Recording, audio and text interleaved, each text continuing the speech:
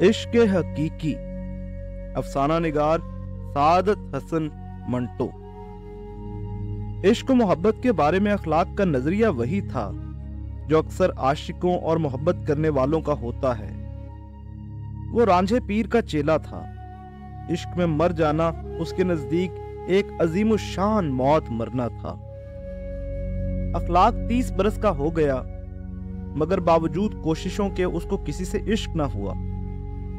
لیکن ایک دن اینگرڈ برگ مین کی picture for home the bill tools کا میٹنی شو دیکھنے کے دوران میں اس نے محسوس کیا کہ اس کا دل اس برقع پوش لڑکی سے وابستہ ہو گیا ہے جو اس کے ساتھ والی سیٹ پر بیٹھی تھی اور سارا وقت اپنی ٹانگ ہلاتی رہی تھی۔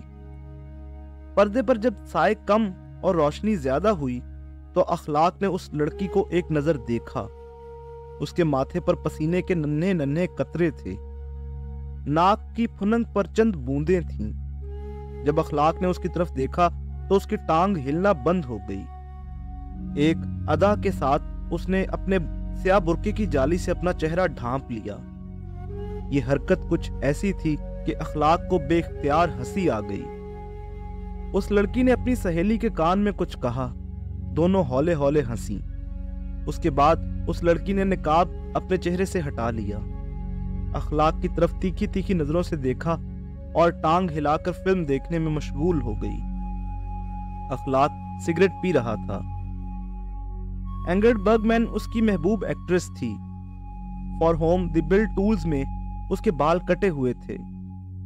فلم کے آغاز میں جب اخلاق نے اسے دیکھا تو وہ بہت ہی پیاری معلوم ہوئی، لیکن ساتھ والی سیٹ پر بیٹھی ہوئی لڑکی دیکھنے کے بعد وہ اینگرڈ برگ مین کو بھول گیا۔ یوں تو قریب سارا فلم اس کی نگاہوں کے سامنے چلا، مگر اس نے بہت ہی کم دیکھا۔ سارا وقت وہ لڑکی کے اس کے دل و دماغ پر چھائی رہی۔ اخلاق سگریٹ پر سگریٹ پیتا رہا۔ ایک مرتبہ اس نے راکھ جھاڑی تو اس کا سگریٹ انگلیوں سے گر کر اس لڑکی کی گود میں جا پڑا۔ لڑکی فلم دیکھنے میں مشغول تھی، اس لیے اس کو سگریٹ گرنے کا کچھ پتہ نہ تھا۔ اخلاق بہت گھبرایا۔ اسی گھبراہٹ میں اس نے ہاتھ بڑھا کر سگریٹ اس کے برقعے پر سے اٹھایا اور فرش پر پھینک دیا۔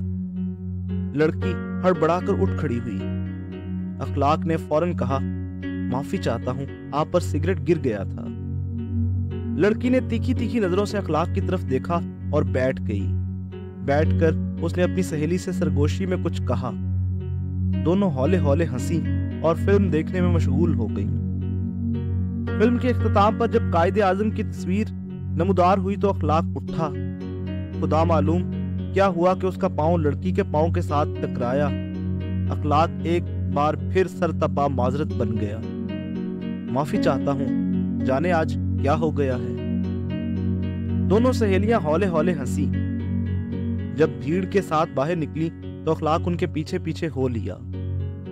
وہ لڑکی جس سے اس کو پہلی نظر کا عشق ہوا تھا مڑ مڑ کر دیکھتی رہی۔ اخلاق نے اس کی پرواہ نہ کی اور ان کے پیچھے پیچھے چلتا رہا۔ اس نے تہیہ کر لیا تھا کہ وہ اس لڑکی کا مکان دیکھ کے رہے گا۔ مال روڈ کے فٹ پاتھ پر YMCA کے سامنے اس لڑکی نے مڑ کر اخلاق کی طرف دیکھا اور اپنی سہیلی کا ہاتھ پکڑ کر رک گئی۔ اخلاق نے آگے نکلنا چاہا تو وہ لڑکی اس سے مخاطب ہوئی، آپ ہمارے پیچھے پیچھے کیوں آ رہے ہیں؟ اخلاق نے ایک لہجہ سوچ کر جواب دیا، آپ میرے آگے آگے کیوں جا رہی ہیں؟ لڑکی کھل کھلا کر ہنس پڑی۔ اس کے بعد اس نے اپنی سہیلی سے کچھ کہا، پھر دونوں چل پڑی۔ بس اسٹینڈ کے پاس اس لڑکی نے جب مڑ کر دیکھا تو اخلاق نے کہا، آپ پیچھے آ جائیے، میں آگے بڑھ جاتا ہوں۔ لڑکی نے منہ موڑ لیا۔ انارکلی کا موڑ آیا تو دونوں سہیلیاں ٹھہر گئیں۔ اخلاق پاس سے گزرنے لگا تو اس لڑکی نے اس سے کہا، آپ ہمارے پیچھے نہ آئیے، یہ بہت بری بات ہے۔ لہجے میں سنجیدگی تھی۔ اخلاق نے بہت بہتر کہا اور واپس چل دیا۔ اس نے مڑ کر بھی ان کو نہ دیکھا، لیکن دل میں اس کو افسوس تھا کہ وہ کیوں اس کے پیچھے نہ گیا۔ اتنی دیر کے بعد اس کو اتنی شدت سے محسوس ہوا تھا کہ اس کو کسی سے محبت ہوئی ہے، لیکن اس نے موقع ہاتھ سے جانے دیا۔ اب خدا معلوم پھر اس لڑکی سے ملاقات ہو یا نہ ہو۔ جب YMCA کے پاس پہنچا تو رک کر اس نے انارکلی کے موڑ کی طرف دیکھا، مگر اب وہاں کیا تھا؟ وہ تو اسی وقت انارکلی کی طرف چلی گئی تھی۔ لڑکی کے نقش بڑے پتلے پتلے تھے، باریک ناک، چھوٹی سی ٹھوڑی، پھول کی پتیوں جیسے ہونٹ۔ جب پردے پر سائے کم اور روشنی زیادہ ہوتی تھی تو اس نے اس کے بالائی ہونٹ پر ایک تل دیکھا جو بے حد پیارا لگتا تھا۔ اخلاق نے سوچا تھا کہ اگر یہ تل نہ ہوتا تو شاید وہ لڑکی نامکمل رہتی، اس کا وہاں پر ہونا اشد ضروری تھا۔ چھوٹے چھوٹے قدم تھے جن میں کنوار پن تھا، کیونکہ اس کو معلوم تھا کہ ایک مرد میرے پیچھے پیچھے آ رہا ہے، اس لیے ان کے ان چھوٹے چھوٹے قدموں میں ایک بڑی پیاری لڑکھڑاہٹ سی پیدا ہو گئی تھی۔ اس کا مڑ مڑ کر تو دیکھنا غضب تھا۔ گردن کو ایک خفیف سا جھٹکا دے کر وہ پیچھے اخلاق کی طرف دیکھتی اور تیزی سے منہ موڑ لیتی۔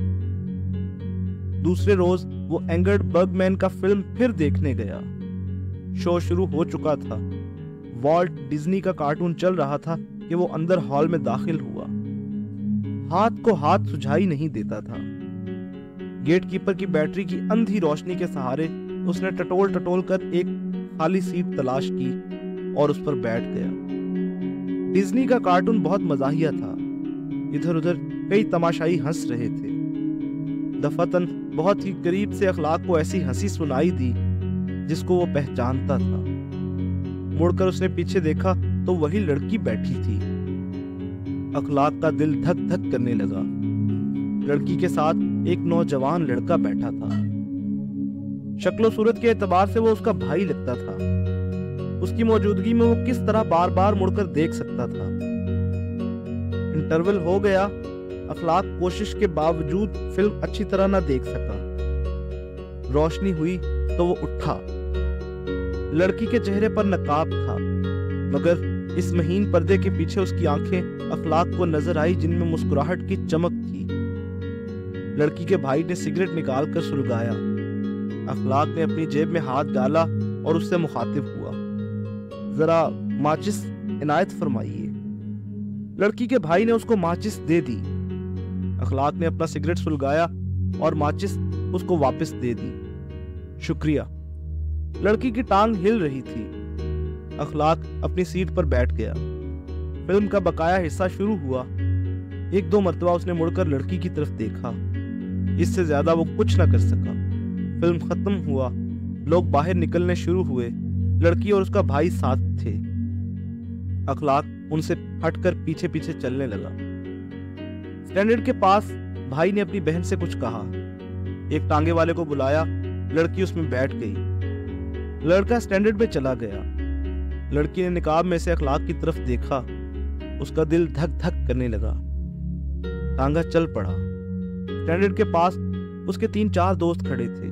ان میں سے ایک کی سائیکل اس نے جلدی جلدی پکڑی اور ٹانگے کے تعاقب میں روانہ ہو گیا۔ یہ تعاقب بڑا دلچسپ رہا۔ زور کی ہوا چل رہی تھی۔ لڑکی کے چہرے پر سے نقاب اٹھ جاتی۔ سیاہ جارجٹ کا پردہ پھڑ پھڑا کر اس کے سفید چہرے کی جھلکیاں دکھاتا تھا۔ کانوں میں سونے کے بڑے بڑے جھومر تھے۔ پتلے پتلے ہونٹوں پر سیاہی مائل سرخی تھی اور بالائی ہونٹ پر تل، وہ اشد ضروری تل۔ بڑے زور کا جھونکا آیا تو اخلاق کے سر پر سے ہیٹ اتر گیا اور سڑک پر دوڑنے لگا۔ ایک ٹرک گزر رہا تھا۔ اس کے وزنی پہیے کے نیچے آیا اور وہیں چت ہو گیا۔ لڑکی ہنسی۔ اخلاق مسکرا دیا۔ گردن موڑ کر ہیٹ کی لاش دیکھی جو بہت پیچھے رہ گئی تھی، اور لڑکی سے مخاطب ہو کر کہا، اس کو تو شہادت کا رتبہ مل گیا۔ لڑکی نے منہ دوسری طرف موڑ لیا۔ اخلاق تھوڑی دیر کے بعد پھر اس سے مخاطب ہوا، آپ کو اعتراض ہے تو واپس چلے جاتا ہوں۔ لڑکی نے اس کی طرف دیکھا مگر کوئی جواب نہ دیا۔ انارکلی کی ایک گلی میں ٹانگا رکا اور وہ لڑکی اتر کر اخلاق کی طرف بار بار دیکھتی نقاب اٹھا کر ایک مکان میں داخل ہو گئی۔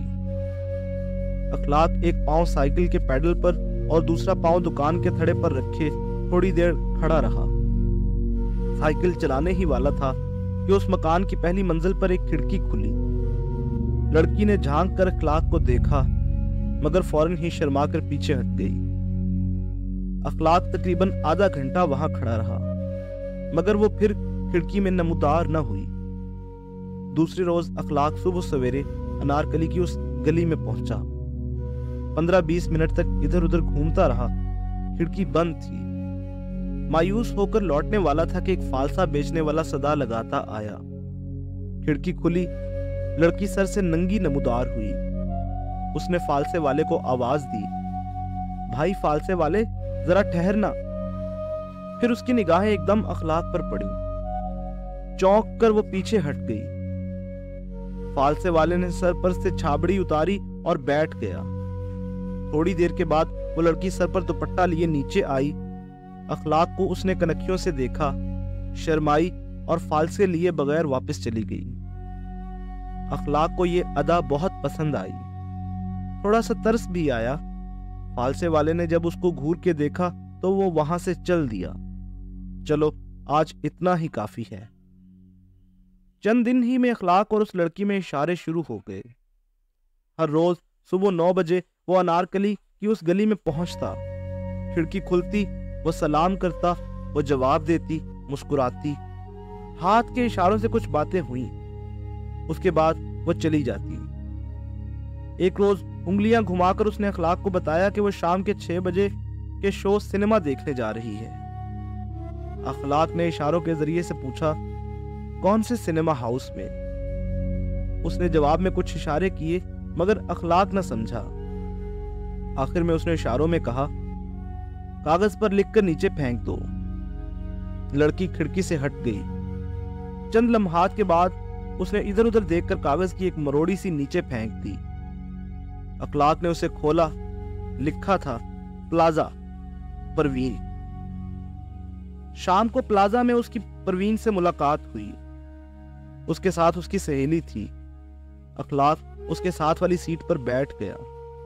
फिल्म शुरू हुआ तो परवीन ने निकाब उठा लिया। अखलाक सारा वक्त उसको देखता रहा। उसका दिल धक धक करता था। इंटरवल से कुछ पहले उसने आहिस्ता से अपना हाथ बढ़ाया और उसके हाथ पर रख दिया। वो कांप उठी। अखलाक ने फौरन हाथ उठा लिया। दरअसल वो उसको अंगूठी देना चाहता था, बल्कि खुद पहनाना चाहता था, जो उसने उसी रोज खरीदी थी। इंटरवल खत्म हुआ तो उसने फिर अपना हाथ बढ़ाया और उसके हाथ पर रख दिया। वो कांपी, लेकिन अखलाक ने हाथ ना हटाया। थोड़ी सी देर के बाद उसने अंगूठी निकाली और उसकी एक उंगली में चढ़ा दी। वो बिल्कुल खामोश रही। अखलाक ने उसकी तरफ देखा। पेशानी और नाक पर पसीने के नन्हे नन्हे कतरे थरथरा रहे थे। फिल्म खत्म हुआ तो अखलाक और परवीन की यह मुलाकात भी खत्म हो गई। बाहर निकलकर कोई बात ना हो सकी। दोनों सहेलियां टांगे में बैठी। अखलाक को दोस्त मिल गए। उन्होंने उसे रोक लिया, लेकिन वो बहुत खुश था, इसलिए कि परवीन ने उसका तोहफा कबूल कर लिया था। दूसरे रोज मुकर्ररा वक्त पर जब अखलाक परवीन के घर के पास पहुंचा तो खिड़की खुली थी। अखलाक ने सलाम किया। परवीन ने जवाब दिया। उसके दाहिने हाथ की उंगली में उसकी पहनाई हुई अंगूठी चमक रही थी। थोड़ी देर इशारे होते रहे। उसके बाद परवीन ने इधर उधर देखकर एक लिफाफा नीचे फेंक दिया। अखलाक ने उठाया, खोला तो उसमें एक खत था, अंगूठी के शुक्रिया का। घर पहुंचकर अखलाक ने एक तवील जवाब लिखा, अपना दिल निकालकर कागजों में रख दिया। उस खत को उसने फूलदार लिफाफे में बंद किया, उस पर सेंट लगाया और दूसरे रोज सुबह 9 बजे परवीन को दिखाकर नीचे लेटर बॉक्स में डाल दिया। अब उनमें बाकायदा खतो किताबत शुरू हो गई। हर खत इश्क और मोहब्बत का एक दफ्तर था। एक खत अखलाक ने अपने खून से लिखा, जिसमें उसने कसम खाई कि वो हमेशा अपनी मोहब्बत में साबित कदम रहेगा। उसके जवाब में खूनी तहरीर ही आई। परवीन ने भी हलफ उठाया कि वो मर जाएगी, लेकिन अखलाक के सिवा और किसी को शरीके हयात नहीं बनाएगी। महीनों गुजर गए। इस दौरान में कभी कभी किसी सिनेमा में दोनों की मुलाकात हो जाती थी। मिलकर बैठने का मौका उन्हें नहीं मिलता था। परवीन पर घर की तरफ से बहुत कड़ी पाबंदियां आयद थीं। वो बाहर निकलती थी या तो अपने भाई के साथ या अपनी सहेली जोहरा के साथ। ان دو کے علاوہ اس کو اور کسی کے ساتھ باہر جانے کی اجازت نہیں تھی۔ اخلاق نے اسے کئی مرتبہ لکھا کہ زہرا کے ساتھ وہ کبھی اسے 12 دری میں جہانگیر کے مقبرے میں ملے، مگر وہ نہ مانی۔ اس کو ڈر تھا کہ کوئی دیکھ لے گا۔ اسی اثناء میں اخلاق کے والدین نے اس کی شادی کی بات چیت شروع کر دی۔ اخلاق ٹالتا رہا۔ جب انہوں نے تنگ آ کر ایک جگہ بات کر دی تو اخلاق بگڑ گیا۔ بہت ہنگامہ ہوا، یہاں تک کہ اخلاق کو گھر سے نکل کر ایک رات اسلامیہ کالج کی گراؤنڈ میں سونا پڑا۔ ادھر پروین روتی رہی، کھانے کو ہاتھ تک نہ لگایا۔ اخلاق دھن کا بہت پکا تھا، ضدی بھی پرلے درجے کا تھا۔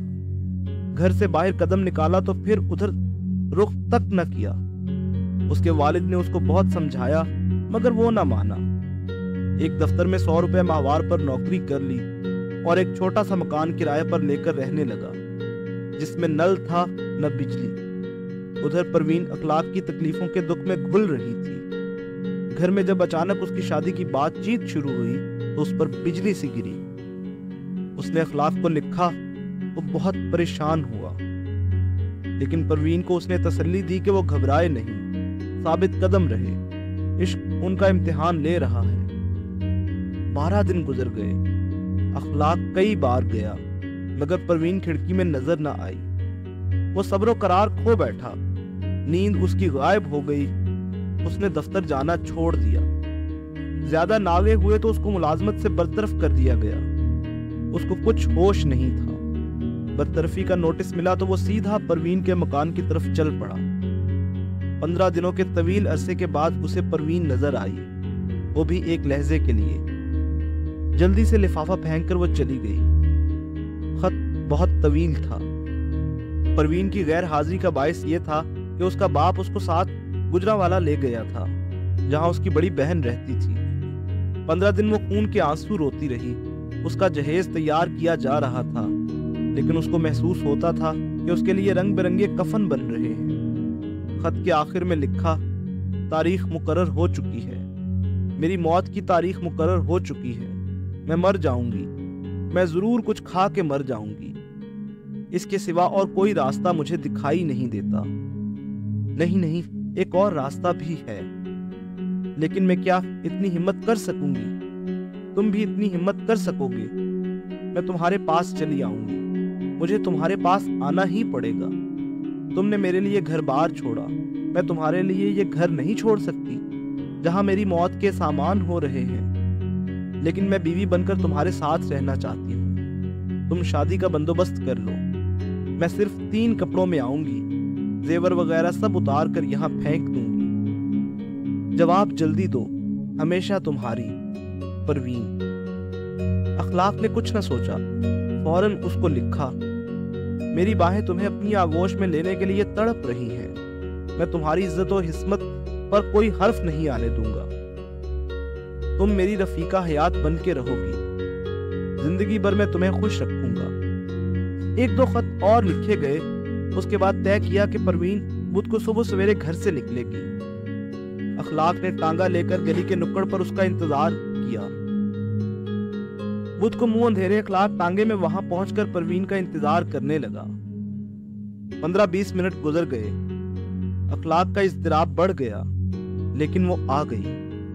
چھوٹے چھوٹے قدم اٹھاتی وہ گلی میں نمودار ہوئی۔ چال میں لڑکھڑاہٹ تھی۔ جب وہ ٹانگے میں اخلاق کے ساتھ بیٹھی تو سر تپا کانپ رہی تھی۔ اخلاق خود بھی کانپنے لگا۔ گھر پہنچے تو اخلاق نے بڑے پیار سے اس کے برقعے کی نقاب اٹھائی اور کہا، میری دلہن کب تک مجھ سے پردہ کرے گی؟ پروین نے شرما کر آنکھیں جھکا لیں۔ اس کا رنگ زرد تھا، جسم ابھی تک کانپ رہا تھا۔ اخلاق نے بالائی ہونٹ کے تل کی طرف دیکھا تو اس کے ہونٹوں میں ایک بوسہ تڑپنے لگا۔ اس کے چہرے کو اپنے ہاتھوں میں تھام کر اس نے تل والی جگہ کو چوما۔ پروین نے نہ کی۔ اس کے ہونٹ کھلے، دانتوں میں گوشت خورا تھا، مسوڑے گہرے نیلے رنگ کے تھے، گلے ہوئے۔ سڑانڈ کا ایک بھپکا اخلاق کی ناک میں گھس گیا۔ ایک دھکا سا اس کو لگا۔ ایک اور بھپکا پروین کے منہ سے نکلا تو وہ ایک دم پیچھے ہٹ گیا۔ پروین نے حیا آلود آواز میں کہا، شادی سے پہلے آپ کو ایسی باتوں کا حق نہیں پہنچتا۔ یہ کہتے ہوئے اس کے گلے ہوئے مسوڑے نمایاں ہوئے۔ اخلاق کے ہوش و حواس غائب تھے، دماغ سن ہو گیا تھا۔ دیر تک وہ دونوں پاس بیٹھے رہے۔ اخلاق کو کوئی بات نہیں سوچتی تھی۔ پروین کی آنکھیں جھکی ہوئی تھیں۔ جب اس نے انگلی کا ناخن کاٹنے کے لیے ہونٹ کھولے تو پھر ان گلے ہوئے مسوڑوں کی نمائش ہوئی۔ بو کا ایک بھبکا نکلا۔ اخلاق کو متلی آنے لگی۔ اٹھا اور ابھی آیا کہہ کر باہر نکل گیا۔ ایک تھڑے پر بیٹھ کر اس نے بہت دیر سوچا۔ جب کچھ سمجھ میں نہ آیا تو لائل پور روانہ ہو گیا، جہاں اس کا ایک دوست رہتا تھا۔ اخلاق نے سارا واقعہ سنایا تو اس نے بہت لان تان کی اور اس سے کہا، فوراً واپس جاؤ، کہیں بیچاری خودکشی نہ کر لے۔ اخلاق رات کو واپس لاہور آیا۔ گھر میں داخل ہوا تو پروین موجود نہیں تھی۔ پلنگ پر تکیا پڑا تھا۔ اس پر 2 گول گول نشان تھے، گیلے۔ اس کے بعد اخلاق کو پروین کہیں نظر نہ آئی۔